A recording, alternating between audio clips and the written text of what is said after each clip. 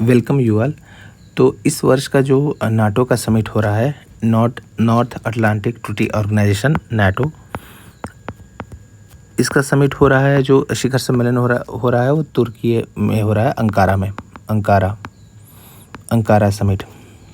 तो पहले तो आपसे ही पूछा जा सकता है एग्ज़ाम में कि अंकारा समिट किससे संबंधित है, और या ये भी पूछा जा सकता है कि नाटो का जो अभी से समिट हुआ था, शिखर सम्मेलन, समिट में जो किसी भी देश के जब समिट होता है मतलब उस देश के प्रीमियर हिस्सा लेते हैं, मतलब सबसे बड़ी अथॉरिटी हिस्सा लेती है। तो नाटो का जो समिट हो रहा है वो तुर्की के अंकारा में हो रहा है। 32 देश हैं इसमें, नाटो में। 1949 में इसकी स्थापना हुई थी, 1949 में। और इसका जो हेड क्वार्टर है ब्रुसेल्स में है, बेल्जियम में। ब्रुसेल्स बेल्जियम में है ये हेड क्वार्टर इसका। मतलब सेकेंड वर्ल्ड वार के बाद जैसे जर्मनी 2 हिस्सों में बटा था, ऐसे जर्मनी 2 हिस्सों में बटा था, जहाँ पे जो इसका ईस्टर्न हिस्सा था उस पे कब्जा था कम्युनिस्ट यूएसएसआर का, और वेस्टर्न में फ्रांस और यूके और यूएसए थे। फ्रांस और यूके और यूएसए थे। जब यहाँ पे डेवलपमेंट को लेकर वेस्टर्न जर्मनी में जो फ्रांस, यूके और यूएसए थे, इन्होंने एक मुद्रा जारी कर दी। तो यहाँ पे डेवलपमेंट कार्य अधिक तेज़ी से होने लगे। फिर क्या किया, मतलब यहाँ के जो इन 3 देशों को बाहर करने के लिए यूएसएसआर ने यहाँ पे बर्लिन ब्लॉकेड कर दिया। बर्लिन ब्लॉकेड इसीलिए फेमस था कि यहाँ के सप्लाई चेन को काट दिया यूएसएसआर ने बर्लिन ब्लॉकेड के थ्रू। यहाँ के सप्लाई को बर्लिन मतलब जो वेस्टर्न जर्मनी उसके सप्लाई को काट दिया था। और इसके बाद इन्होंने जो यूएसए, यूके, फ्रांस ने यहाँ पे एयरलिफ्ट बर्लिन नाम से यहाँ पे सप्लाई पहुँचाई। जब तक ये ब्लॉक मतलब फिर से पूरी परियोजना रिज्यूमेट न हो जाती या सप्लाई फिर से बहाल नहीं हो जाती, तब तक इन्होंने एयरलिफ्ट किया जो भी ज़रूरत की चीज़ें हैं। यहीं से नाटो का कंसेप्ट आया। यूएसएसआर के अगेंस्ट में नाटो का कंसेप्ट आया यहीं से, मतलब ये कोल्ड वार की पहली शुरुआत थी। फिर यहाँ पे ये जो डिवीज़न था, यहीं पे अब ये जो वेस्टर्न जर्मनी है उसका डेवलपमेंट ज़्यादा होने लगा, तो ईस्टर्न जर्मनी से ड्रेन बहुत ज़्यादा होने लगा था। ईस्टर्न जर्मनी से जो पढ़े लिखे लोग थे या जो अच्छे प्रोफेशनल थे वेस्टर्न जर्मनी की तरफ आने लगे। तो ये इससे यूएसएसआर को चिंताएं हुई और 1961 में जर्मन मतलब बर्लिन वार बन गई। और इसी को जब धीरे धीरे यूएसएसआर कमज़ोर होने लगा तो 1989 में गिरा दी गई। फिर जर्मनी का एकीकरण हो गया था, मतलब वेस्टर्न जर्मनी और ईस्टर्न जर्मनी एक हो गए। नाटो के जो मतलब इस कलेक्टिव जो उद्देश्य थे उसको ध्यान में रखते हुए 4 अप्रैल 1949 को नाटो की स्थापना हुई थी। 1955 में यूएसएसआर ने वार्सा पैक्ट बनाया इसके अगेंस्ट में, वार्सा पैक्ट बनाया। अब इसका जो नाटो है, जो नॉर्थ अटलांटिक ट्रीटी ऑर्गेनाइजेशन है, मतलब इस पे हस्ताक्षर हुए थे वाशिंगटन डीसी में।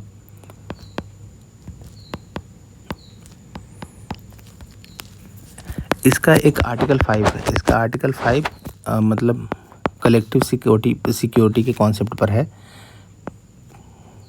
कलेक्टिव सिक्योरिटी, जिसमें ये कहता है कि अगर 32 देश जो हैं इसके नाटो के, एक बार भी मिलिट्री अटैक होता है तो वो पूरे देश पर पूरे देशों पर जो भी इससे जुड़े हैं पूरे मेंबर कंट्रीज पर अटैक माना जाएगा, पूरे देशों पर, और उस अटैक का जवाब ये कलेक्टिवली देंगे। तो ये आर्टिकल 5 नाटो का जो है NATO, North Atlantic Treaty Organisation का। इसमें यूरोप के देश शामिल हैं और नॉर्थ अमेरिका के देश शामिल हैं।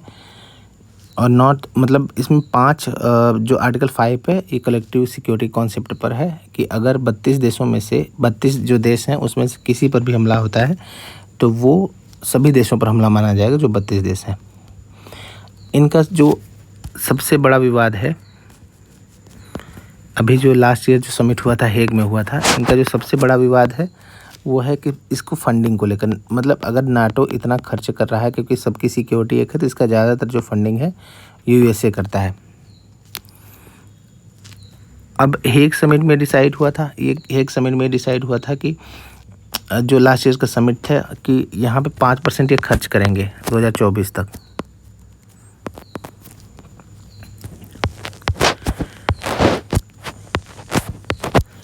अब ये 2024 तक नहीं था बल्कि ये 2035 तक था, 2035 तक।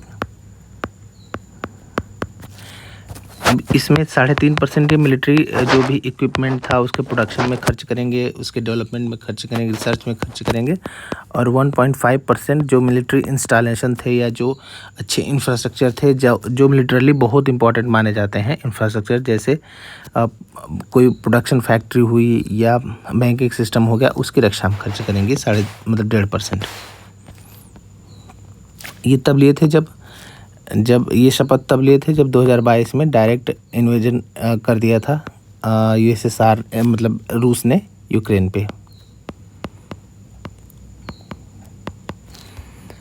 यूएसएसआर का जब विघटन हुआ था 1991 में, यूएसएसआर के विघटन के बाद जो इसके 15 रूस से 15 देश बने थे। अब ये ज़्यादातर जो कम्युनिस्ट देश थे धीरे धीरे ये अपनी सिक्योरिटी के लिए नाटो में शामिल होने लगे थे।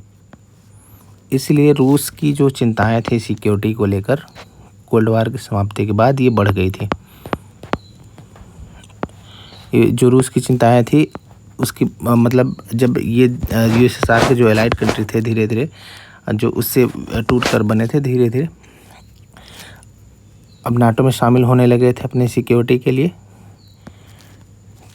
2014 में इसीलिए क्रीमिया को एनेक्स किया था, रूस ने क्रीमिया को एनेक्स किया था। अब 2022 में डायरेक्ट अटैक कर दिया था रूस कीव पे, मतलब यूक्रेन पे। तो इन जो देश यूएसएसआर के विघटन से बने थे उनकी सिक्योरिटी की चिंताएं और बढ़ गई, तो फिर ये नाटो की तरफ देखना शुरू किए। जो 1955 में बनाया था रूस ने वार्सा पैक्ट ज़्यादातर मतलब जो यूएसएसआर के देश थे अगर उसमें आंतरिक रूप से विद्रोह हो रहे थे उसको दबाने के लिए था। जैसे हंगरी में विद्रोह हुआ था तो उसको दबाने के लिए मतलब वार्सा पैक्ट के तहत फोर्स इस्तेमाल की गई थी।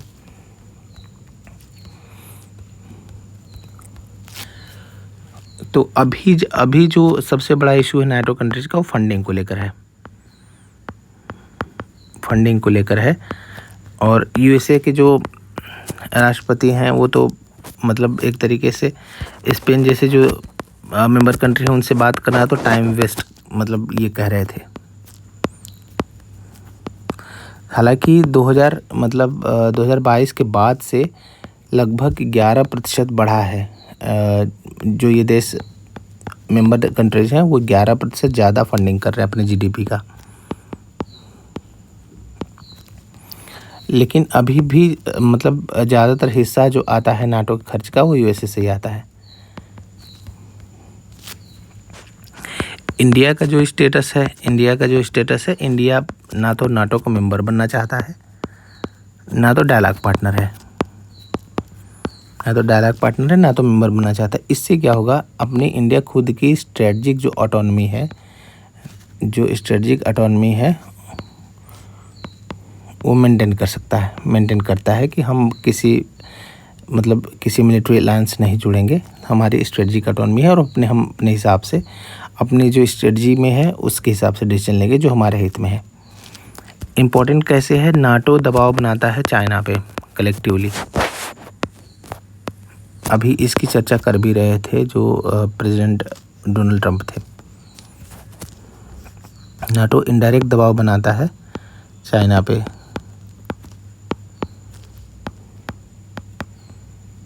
तो ऐसे में मतलब चाइना को काउंटर करने के लिए काउंटरिंग चाइना इम्पॉर्टेंट हो सकता है नाटो।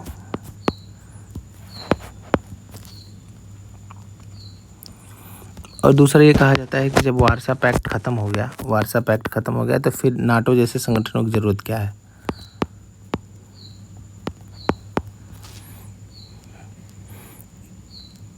तो ये थोड़ा सा नाटो के बारे में था, उसका ओरिजिन। कुछ यहाँ पे 4-5 फैक्ट्स हैं जो एग्ज़ाम के पॉइंट ऑफ व्यू से डेली डेवलपमेंट में हम शामिल करते हैं। पहला, 8th खेलो इंडिया जो गेम है ये तेलंगाना में आयोजित होंगे। 8th खेलो इंडिया गेम्स तेलंगाना में आयोजित होंगे। और 7th जो हुआ था बिहार में हुआ था। 7th जो खेलो इंडिया गेम्स हुआ था बिहार में हुआ था। और पहला जो हुआ था जैन-फेब 2018 में शुरू हुआ था, ये नई दिल्ली में हुआ था। और ये इसकी शुरुआत ministry of youth and sports affair करता है, मतलब ये इसी के तहत है, ministry of youth and sports affair. तो 8वां जो खेलो इंडिया गेम्स है वो तेलंगाना में होगा और 7वां जो हुआ था बिहार में हुआ था। पहला जो हुआ था 2018 में तो नई दिल्ली में हुआ था। पिनाका क्या है?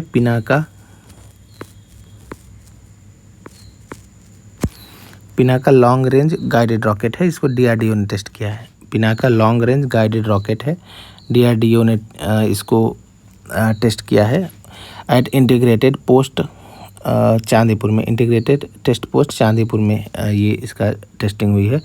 मेजर मतलब ये ज़्यादातर इसमें जो पार्ट बने हैं वो इंडिजिनसली बिल्ड हैं। तो भारत जो रक्षा उत्पादों के स्वदेशीकरण की दिशा में ये महत्वपूर्ण कदम है। तो पूछा जा सकता है पिनाका क्या है? तो Pinaka long range guided rocket है। इंडिया का जो मतलब प्रधानमंत्री अभी मोदी इंडोनेशिया की यात्रा पर थे, तो योग्यकर्ता में इंडोनेशिया के योग्यकर्ता में एक टेम्पल है, उसका नाम है पेराम्बरन टेम्पल। इसके पुनर्विकास में भारत सहयोग करेगा। ये मतलब कल्चरल यूनेस्को हेरिटेज साइट है और ये इंडोनेशिया का सबसे बड़ा टेम्पल कॉम्प्लेक्स है। इसमें ये 9वीं सेंचुरी में बना था और इसमें रामायण का भी उल्लेख है। प्रोजेक्ट केयर्स ये संबंधित है प्रोजेक्ट के। अब उसके बाद जो दूसरी यात्रा है इंडोनेशिया के बाद दूसरी यात्रा जो प्रधानमंत्री की है वो है, इंडोनेशिया के बाद दूसरी यात्रा है वो है ऑस्ट्रेलिया की। ऑस्ट्रेलिया गए हो अपने दूसरे मतलब जो दूसरे देश की यात्रा है। मेक इन इंडिया और मेक इन ऑस्ट्रेलिया के सफल तालमेल का ये उदाहरण है प्रोजेक्ट केयर। ये ऑस्ट्रेलिया में वहाँ फर्टिलाइज़र प्रोडक्शन से संबंधित है। तो यहाँ पे मेक इन इंडिया भारत अपने इंडस्ट्रियल जो एक्सपीरियंस है उसका इस्तेमाल करके वहाँ मेक इन ऑस्ट्रेलिया में सपोर्ट कर रहा है फर्टिलाइज़र प्रोडक्शन में। तो project cares, make in India, make in Australia का सफल एग्जाम्पल है।